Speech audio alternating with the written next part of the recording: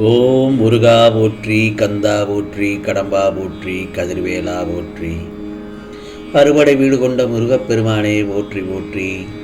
என் செல்ல பிள்ளையே, நாளை நிச்சயமாக ஒரு திருப்பம் கிடைக்கும். இந்த முருகப்பெருமான் சொல்வதை கேட்டால் சந்தோஷமாக தூங்குவாய் என் செல்லமே. பசி தோன்றிய நேரத்தில் அறுசுவை உணவு உண்டாலும் முடிவு ஒன்றுதானே, வயிறு நிறைந்து பசி தீர்வது.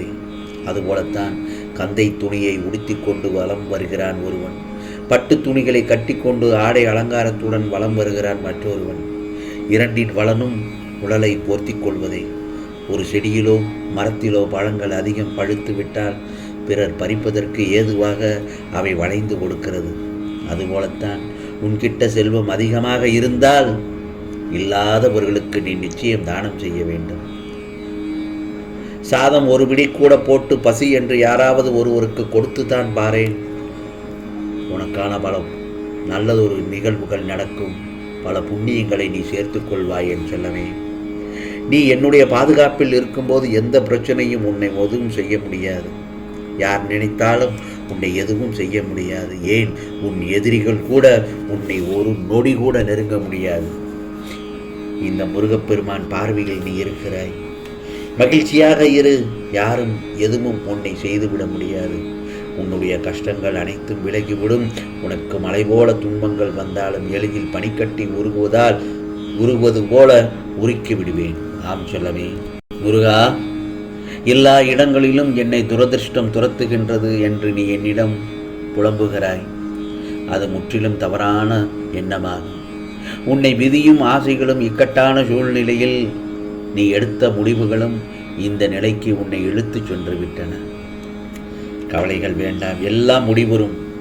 நம்பிக்கையோடு செயல்படு. எப்போது என்ன நடக்குமோ என்கிற பயம் உன்னை சூழ்ந்திருக்கும் வரை உன்னால் நிதானமாக யோசித்து எதையுமே செயல்படுத்த முடியாது. அப்படித்தானே? ஆகவே முதலில் மனதை ஒரு நிலைப்படுத்து. மனதில் அமைதி இல்லாமல் நீ எதை செய்தாலும் அது சிறப்பாக அமையாது. எல்லோரும் உன் உள்ளத்தை காயப்படுத்தும் விதத்தில் நடந்து கொள்கிறார்களே என்று ஒருபோதும் வருத்தப்படாதே. நான் சொல்வதை சற்று கவனமாக கேள். உன் கண்ணீரை ஒருபோதும் வீணாக்காதே. உன் தேவை வலிமை புரியாதவர்களுக்காக நீ ஒருபோதும் வருத்தப்படுவதால் உன் மதிப்பு அவர்களுக்கு தெரிவதில்லை. நீ அவர்களை பற்றியே யோசித்து மனம் சோர்வு அடைந்து உன் லட்சியத்தை நோக்கி முன்னேறச் செல்வதில் சுணக்கமாகிறது. அந்த இடத்தில் அப்படிப்பட்டவர்களிடமிருந்து நீ விலகிவிடு. உன்னை அவர்கள் தேடி உணர்ந்து வரும்போது அவர்களுக்கு நீ உதவி செய். மன அமைதி இழந்து இருக்கும் உன் மனநிலை மாறும். நிச்சயமாக எதிர்பாராத பல அற்புதங்கள் நடக்கப் போகிறது. நாளைய பொழுதில் நீ நிச்சயம் ஆனந்த கண்ணீர் பெருக்கெடுத்து என்னிடம் நன்றி சொல்ல ஓடோடி வருவாய்.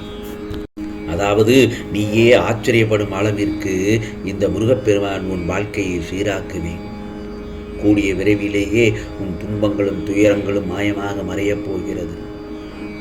உன் எதிர்காலம் சிறப்பாக அமையப் போகிறது. மகிழ்ச்சியாக இரு. இப்போதுள்ள உன் பொறுமை நன்மையாகத்தான் போகிறது. பொறுமையுடனும் நம்பிக்கையுடனும் இருந்தால் நன்மைகள் சுடர்விட்டு எரியும். முதலில் அதை தெரிந்து கொள். உன் வாழ்க்கையில் இனி பிரகாசம் மட்டும்தான் இருக்கும் என்பதை தெரிவிக்கவே இந்த முருகப்பெருமான் உன் வீட்டுக்கு வந்துள்ளேன் என் செல்லமே. மகிழ்ச்சியாக இரு. சில நேரங்களில் என் செல்லப்பிள்ளை நீ, முருகா, என் வாழ்க்கையே போராட்ட களமாக இருக்கிறது, இந்த வாழ்க்கையில் சந்தோஷத்தை அனுபவிக்க முடியாதா என்று என்னிடம் கேட்கிறாய். என் செல்லமே, இன்னும் சிறிது காலம்தான். உனது அனைத்து கஷ்டங்களும் முடிவு காலமாக வரப்போகிறது. நான் திரும்ப திரும்ப கூறுவதால் என்னை அலட்சியம் செய்து விடாதே.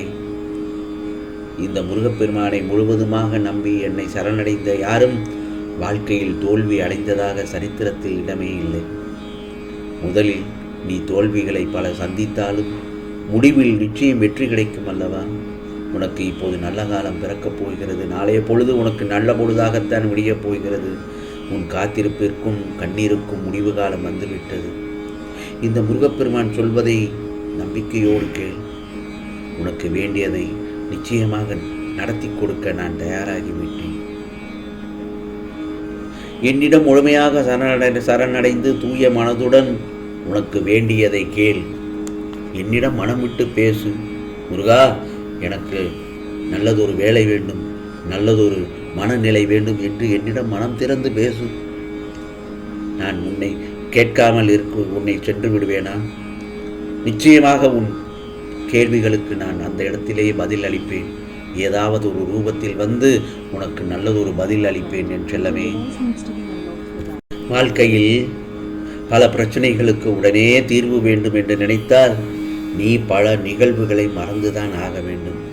அது நல்லதோ கெட்டதோ அது நடந்து முடிந்த பிறகு, அதை அனுபவித்த பிறகு அதை முற்றிலுமாக மறந்துவிடு. பிறகு வாழ்க்கையில் எதுவுமே நடக்காததை போல் புதிய ஒன்றை ஏற்க பழகிக்கொள். அந்த புதிய ஒன்றுதான் உனக்கு சந்தோஷத்தையும் நிம்மதியையும் தரப்போகிறது. நீ பல நிகழ்வுகளை மறக்காமல் மனதில் வைத்திருப்பதால் தான் நிம்மதி உன்னை மறந்துவிட்டது. நான் சொல்வது புரிகிறதா? ஏமாற்ற உணர்வுகள் உன் நிம்மதியை நிலைகுலைய செய்துவிட்டது. அதனால்தான் எதை நினைத்தும் குழம்பிக்காதே என்று நான் அடிக்கடி உன்னிடம் கூறுகிறேன். மறதி இல்லாத நேரத்தில் மன கட்டுப்பாட்டோடு இருக்க பழகிக்கொள். உனக்கு பிடிக்காதது நடக்கும் இடத்தில் அமைதியாக இருந்து வாக்குவாதத்தில் ஈடுபடுவதையும் விமர்சனம் செய்வதையும் விட்டுவிடு. மனப்பக்குவத்தை வரவழைத்துக் கொள்ள வேண்டும். அந்த இடத்தில்தான் முக்கியமான இடம். உன் வாழ்நாளில் எத்தனையோ அனுபவங்களை நீ பெற்றுக்கொண்டுதான் இருக்கிறாய். நீ அனைத்தையும் நன்றாக புரிந்து கொள். நீ நினைத்தது, ஆசைப்பட்டது கிடைக்கவில்லை என்றால் இந்த முருகப்பெருமான் அதைவிட சிறப்பான மேலான ஒன்று உனக்கு கிடைக்கப் போகிறேன், கொடுக்கப் போகிறேன் என்றுதானே அர்த்தம். ஆகையால் எதற்கும் நீ கலங்கக்கூடாது, அழக்கூடாது, பதற்றப்படக்கூடாது, எதை நினைத்தும் பயப்படக்கூடாது. இதோ உனக்குள் மகிழ்ச்சியை நிச்சயம் நான் தருவேன். நாளை நல்லதொரு திருப்பம் கிடைக்கும். ஆம் செல்லமே, உனக்கு மகிழ்ச்சியை நிச்சயமாக நான் தருவேன்.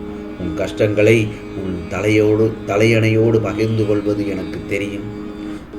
தூங்க வந்துவிட்டாலே தலையணையில் உன் கஷ்டங்கள் அனைத்து தண்ணீராக ஓடுகிறது. நீ வடிக்கும் துளிகளை என்னால் பார்க்க முடியவில்லை. என் செல்லப்பிள்ளை, நீ நிம்மதியாக தூங்கி எத்தனை இரவுகளை கடந்து வந்துவிட்டேன் என்று நீ புலம்புவது கேட்கத்தான் செய்கிறது. ஆகவே இந்த முருகப்பெருமான் சொல்வதை கேட்டுவிட்டாய் அல்லவா? நிம்மதியாக தூங்கு என் செல்லமே. நாளை ஒரு நிச்சயமாக நல்லதொரு திருப்பம் கிடைக்கும். ஆம், அதில் உனக்கு இந்த முருகப்பெருமான் நல்லதொரு வரத்தினை அளிக்க அருள் பாலிப்பேன். உனக்கானதெல்லாம் நிச்சயமாக நல்லது நடக்கும். நல்லது மட்டுமே நடக்கும். அதுவும் நன்மையாகவே நடக்கும். ஓம் முருகா சரணம். ஓம் முருகா சரணம். ஓம் முருகா சரணம்.